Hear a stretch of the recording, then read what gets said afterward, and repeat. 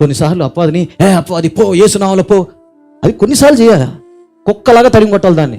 ఓ దైవజనుడితో మాట్లాడిన మాట జరిగింది. దేవుడు కొంత బోధించి, ఒక దైవజనుడు బోధించాడు అపవాదిని ఎదురించడి అని. అయితే ఆ దైవజనుడు ఏం చేస్తున్నాడంటే, అపవాది పో, నువ్వు రావద్దు ఇక్కడికి, వెళ్ళిపో. అపవాది చెప్పానా ఇంకోసారి రావద్దని, ప్లీజ్ నాకు ఇష్టం లేదు నువ్వు అంటే, నువ్వు రాకు మా ఇంటికి. దీన్ని ఎదిరించడం అనరు, అలాగంటారు. అప్పుడు యేసుప్రభు గారు మళ్ళీ ఆయనతో మాట్లాడారంట. ఎలా అంటే, ఒకసారి ఆయన రోడ్డు మీద వెళ్తుంటే కుక్క ఎదురొచ్చిందంట. కుక్క వచ్చి బో బో అంటదంట. ఆయన ఏమన్నాడు, చెప్పా అన్నాడంట గట్టిగా. అంటే అప్పుడు దేవుడి స్వరం వినపడిందంట.